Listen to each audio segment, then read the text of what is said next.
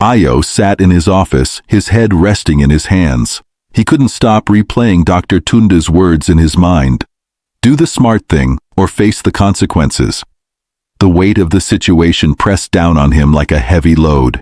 If Dr. Tunde testified against him, no one would believe his innocence. The hospital's reputation, his hard-earned career, and his medical license, all of it would be gone. What do I do? Ayo whispered to himself. Tears welled up in his eyes as he wrestled with the decision. Minutes felt like hours as he sat there, thinking of his family, Zara, and all the sacrifices that had brought him to this point. Finally, he made up his mind. I have no choice, he said, standing up. Ayo walked into Peter's room, his heart pounding in his chest. Peter looked even older than he had the day before. His frail body trembled as he lay on the bed, his once youthful face now deeply wrinkled. Peter turned his tired eyes toward Ayo. Doctor, he croaked, is there any hope for me? Ayo didn't answer. His eyes were fixed on the golden wristwatch gleaming on Peter's wrist. Peter, I'm sorry, Ayo muttered under his breath.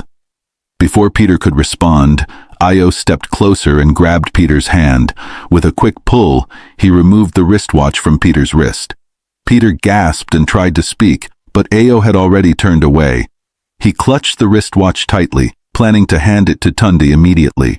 But just as Ayo was about to leave the room, a nurse walked in. Startled, Ayo instinctively slipped the wristwatch onto his own wrist to avoid suspicion.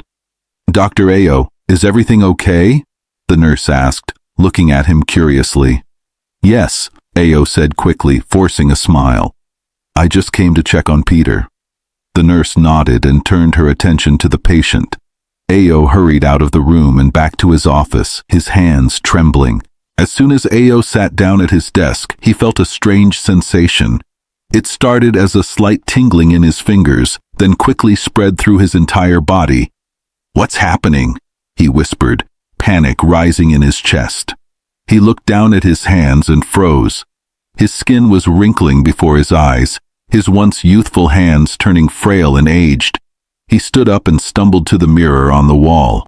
No, this can't be real, Ayo said, his voice trembling. Staring back at him in the mirror was not the young doctor he had always been. His face was aged, his hair gray, and his body weak. He reached for the wristwatch, desperately trying to pull it off, but it wouldn't budge. Come off! Ayo cried, tugging at the wristwatch, but it was stuck. In a panic, Ayo ran out of his office and back to Peter's room. Peter! He shouted, his voice shaky. Peter was sitting up in bed, looking completely healthy and youthful. His skin was smooth, his posture strong, and his eyes bright. Peter smiled at Ayo. Ah, doctor, thank you for taking the wristwatch. I feel like myself again. Ayo fell to his knees. Peter, please, take it back. Peter shook his head. I can't. I won't make the same mistake twice. Please, Ayo begged, tears streaming down his face. I didn't know this would happen. Peter stood up and adjusted his shirt. The only way to get rid of it is if someone steals it from you. That's how it works. With those words, Peter walked past Ayo, leaving him kneeling on the floor, crying. Moments later, the commotion attracted the attention of the other doctors and nurses. They rushed into the room, shocked by what they saw. Ayo? One of the nurses said, covering her mouth. What happened to you? Dr. Tunde arrived shortly after, his face pale as he stared at Ayo's transformed appearance. Ayo rushed to Tunde and grabbed his arm. Please, Dr. Tunde, help me, take the wristwatch. Tunde recoiled, shaking his head. I can't touch that thing. I'm sorry, Ayo. Ayo fell to the ground, sobbing. Someone, please help me. Dr. Nandi, the head doctor, was informed about the situation. When he arrived, he examined Ayo and ordered the nurses to place him in a ward.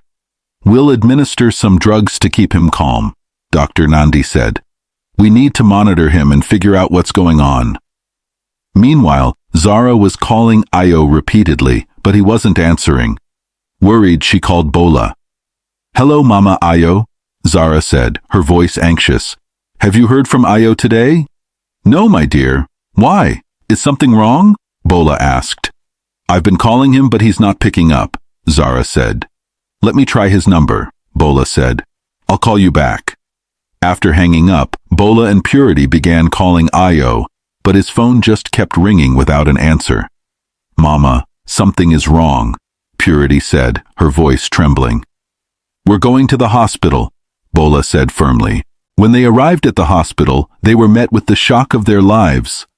Ayo was lying on a hospital bed, looking old and frail, with tears streaming down his face. Ayo, Bola cried, rushing to his side. What happened to you? Purity gasped, her hands covering her mouth. Brother Ayo, is this really you? Ayo looked at them with tear-filled eyes. Mama. Purity. I made a mistake. The room was filled with doctors and nurses as Ayo told them everything about the wristwatch, Dr. Tunde's blackmail, and how he had taken the wristwatch to protect himself. The hospital's management immediately reviewed the CCTV footage. It clearly showed Dr. Tunde administering the overdose injection that killed the patient. That night, the police were called and Dr. Tunde was arrested. As the doctors monitored Ayo, Bola called Zara to update her. Zara, my daughter, Bola said, her voice shaking. Ayo is in the hospital. Something terrible has happened. What happened, Mama? Zara asked, her heart racing. Bola explained everything, and Zara burst into tears. Why didn't he tell me? Zara cried. Why didn't he confide in us? Later that night, Zara video called Ayo. His frail face appeared on the screen and her heart broke. Ayo, she said gently, trying to hold back her tears. Why didn't you tell me? Or Mama, we could have helped you. I didn't want to bother anyone, Ayo said, his voice weak. I thought I could handle it on my own. Ayo, we're your family. We're here for you, Zara said firmly. You have to be strong. You'll get through this. Bola and Purity stayed by Ayo's side, comforting him as he drifted in and out of sleep. That night, Ayo prayed silently, hoping for a miracle to reverse the mistake he had made. The hospital room was quiet, except for the faint sound of Ayo's breathing. Bola sat on a chair by his bed, her hands clasped tightly in prayer. Her lips moved silently as tears rolled down her cheeks. She had not slept the entire night. Lord, please heal my son, she whispered. He has made a mistake, but he is a good man. He saves lives every day. Please, Lord, don't let this be the end for him. Purity was curled up on a chair in the corner, her face buried in her knees. She had tried to stay awake, but exhaustion had overtaken her. Bola looked at Ayo's frail body, her heart breaking. She knelt beside the bed, resting her head on the edge of the mattress. God, I trust you, she said, her voice trembling. Show us a way out of this. As the first light of morning peeked through the window, Bola stood up with renewed determination. She touched Ayo's shoulder gently. Ayo, she called softly. Ayo stirred, opening his tired eyes. Mama, he whispered weakly. Stand up, my son, Bola said firmly. Ayo looked confused. Why, Mama? I feel so weak. Stand up, Bola repeated. Last night I had a revelation. God told me that if you save someone today, you will be healed. That is the key to your deliverance. Ayo stared at her, unsure of what to say. Mama, how can I save someone like this? Look at me. Bola placed her hand on his shoulder. Ayo, you are a doctor. God has given you the gift to save lives. Do not let this situation stop you. Have faith, my son. Purity woke up, rubbing her eyes. Mama, what's going on? Ayo is going to save someone today, Bola said confidently. Purity looked at her brother, then at her mother. Mama, are you sure? Yes, Purity, Bola said. I know what I saw in my dream. Ayo took a deep breath and slowly sat up. If you believe, Mama, then I will try. Bola smiled. That's my son. God will be with you. Ayo was sitting in his office later that morning, feeling weak but determined. He was still trying to process his mother's words when the door burst open. "Doctor, please help my son!" a woman screamed, running into the room with a little boy in her arms. The boy was gasping for breath, his face pale and his body limp. Ayo stood up quickly, his heart racing. What happened to him? "He was eating and he started choking," the woman cried. "Please save him." The woman hesitated when she saw Ayo's frail appearance. Are you sure you can help him?" "Yes," Ayo said firmly, reaching out for the child. "Trust me." The woman reluctantly handed the boy over to Ayo. Ayo laid the boy on the examination table and quickly assessed the situation. The boy's airway was blocked and his breathing was shallow. "Stay calm," Ayo said, glancing at the mother. "I'll help him." He tilted the boy's head back and carefully performed the Heimlich maneuver. After a few tense moments, the boy coughed violently, and a small piece of food flew out of his mouth. The boy gasped and began breathing normally. His color returned and his body relaxed. "Thank you, doctor," the woman cried, hugging her son tightly. "Thank you so much." "You're welcome," Ayo said, stepping back with a small smile. As soon as the boy recovered, something incredible happened. Ayo felt a strange sensation on his wrist. He looked down and saw the golden wristwatch glowing brightly. "What's happening?" Ayo whispered, his heart pounding. Before his eyes, the wristwatch disappeared into thin air. At the same time, his body began to transform. His wrinkled skin smoothed out, his hair turned black again, and his strength returned. "Ayo!" Bola's voice rang out as she and Purity rushed into the room. Everyone stared in shock as Ayo returned to his original self. "Brother Ayo!" Purity cried, running to hug him. "Mama, I'm back," Ayo said, tears streaming down his face. Bola pulled him into a tight embrace. "Thank you, Lord," she exclaimed. "I told you, my son, God is faithful."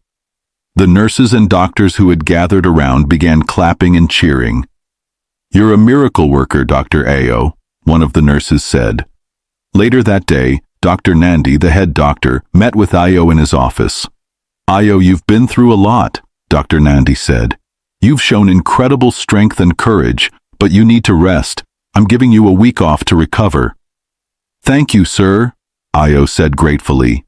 That evening, Bola and Purity helped Ayo pack his things. "Mama, I can't believe this nightmare is finally over," Ayo said, shaking his head. "It's over, my son," Bola said with a smile. "God has delivered you." Purity grinned. "I told you, brother Ayo, you're the hero of this family." They laughed and hugged as they prepared to leave for Abeokuta. For the first time in days, Ayo felt a sense of peace and gratitude. As they drove home, Ayo looked out the window, silently thanking God for a second chance. He knew he had learned a valuable lesson, one he would never forget. When they arrived at their family home in Abeokuta, the warm evening breeze carried the familiar scent of home. Ayo stepped out of the car, feeling a mixture of relief and gratitude. He had barely taken a few steps toward the door when he heard a familiar voice. "Brother Ayo," Toby called, rushing out of the house with a big smile on his face. "Toby?" Ayo asked, surprised. "What are you doing here? I thought you'd still be at school." Toby embraced his brother tightly. "Mama told me everything. How could I stay in school when you were going through so much? I had to come home." Ayo's father walked out next, his strong, weathered face breaking into a smile when he saw his son. He pulled Ayo into a firm hug, holding him like he never wanted to let go. "My son," his father said, his voice filled with emotion. "Everything will be all right. We thank God you're back and safe." "Thank you, Papa," Ayo said, his voice trembling. "It feels so good to be home." That evening, the family gathered around the dining table for dinner. Bola had cooked Ayo's favorite meal, pounded yam with a goosey soup. The warm, loving atmosphere filled the room as they ate and shared stories. "Ayo," Toby said between bites, "Mama told me you've been through a lot, but look at you now. You're stronger than ever." Ayo smiled. "It wasn't easy, but with Mama's prayers and everyone's love, I pulled through." Purity chimed in. Of course you did. You're the superhero of this family. Everyone laughed, and Ayo felt his heart swell with gratitude. Later that night, as Ayo relaxed in his room, his phone rang. It was Zara. "Hey, my love," Ayo said, answering the call. "Ayo, how's my favorite doctor doing?" Zara asked, her voice cheerful. "I'm doing much better," Ayo said. "Being home with my family is just what I needed." "I'm glad to hear that," Zara replied. "I've been thinking about you a lot." They talked for a long time, sharing updates and reminiscing about old memories. Zara's voice was like a soothing balm to Ayo, and by the time the call ended, he felt even more at peace. Ayo's stay in Abeokuta was filled with love and care. His family showered him with attention, ensuring he felt fully recovered. As for Zara, she kept in touch daily, calling and texting to check on him. When it was time to return to Abuja, Ayo felt refreshed and alive again. He packed his bags and hugged everyone tightly before leaving. Back in Abuja, Ayo arrived at his apartment, ready to resume work. He was unpacking his things when his phone rang. "Hello?" Ayo answered, smiling when he saw Zara's name. "Ayo," Zara said playfully. "What are you doing?" "Just unpacking," Ayo replied. "Why?" "Well," Zara said with a teasing tone, "you should open your door." "My door?" Ayo laughed. "Zara, don't joke with me, I just got back." "I'm not joking. Open the door and see," Zara said, her voice full of excitement.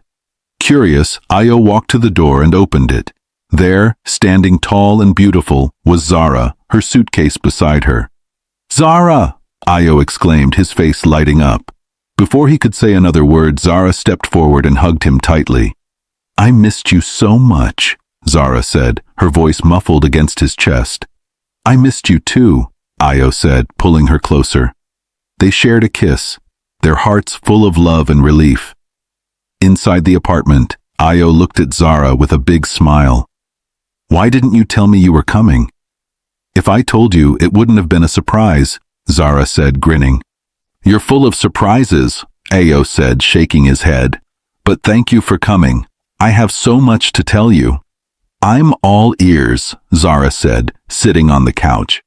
Ayo went to the kitchen and quickly prepared a simple meal for both of them.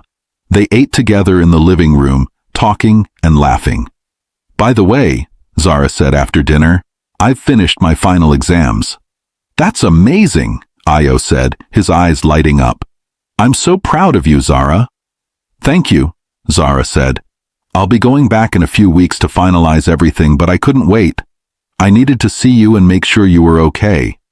"Thank you for loving me unconditionally," Ayo said, holding her hand. "I promise to always confide in you from now on." Zara smiled. "That's all I ever wanted." They spent the evening reminiscing, laughing, and sharing their dreams for the future. Zara stayed in Abuja for a few days, during which she visited Ayo's family in Abeokuta. It was a joyful reunion, filled with laughter and love. Bola, Toby, and Purity welcomed her warmly, treating her like part of the family. "You've found a good woman, Ayo," Bola said with a knowing smile. "I know, Mama," Ayo said, holding Zara's hand. Before Zara returned abroad, Ayo planned a special surprise. On her last evening in Abuja, he took her to a quiet, romantic spot. Under the soft glow of fairy lights, Ayo got down on one knee and held out a ring. "Zara, you've been my best friend, my partner, and my greatest supporter. Will you marry me?" Zara's eyes filled with tears. "Yes, Ayo, 1,000,000 times yes." They hugged tightly, their hearts full of love and hope for the future. 2 years later, Zara returned to Nigeria for good. With Ayo's help, she got a job as a medical doctor at the same hospital where he worked. Together, they thrived, supporting each other both personally and professionally. Not long after, they decided it was time to get married. Their wedding was a beautiful celebration of love, surrounded by family and friends. Years later, Ayo and Zara were blessed with 3 lovely children, a boy and 2 girls. Their home was filled with laughter, love, and the sound of little feet running around. Toby became a successful engineer, making his family proud with his achievements. Purity fulfilled her dream of becoming a superstar, starring in both local and international movies. As for Bola and her husband, they lived comfortably, supported and cared for by their children. The family's journey was one of love, resilience, and unshakable faith, and they lived happily ever after. Lesson from the story.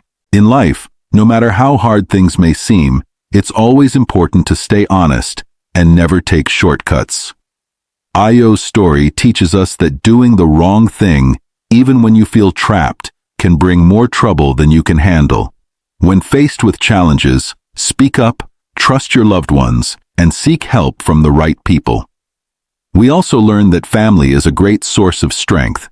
Ayo's family stood by him when things went wrong, and their love and prayers helped him find his way again. Finally, this story reminds us to trust God. No matter how hopeless things seem, faith, love, and doing the right thing will always lead to a better outcome. Thank you for watching this story on AfroTales TV. If you enjoyed it, please give it a thumbs up, leave us a comment, and share with friends and family. We have more beautiful stories coming your way, so subscribe and stay tuned. See you in the next one.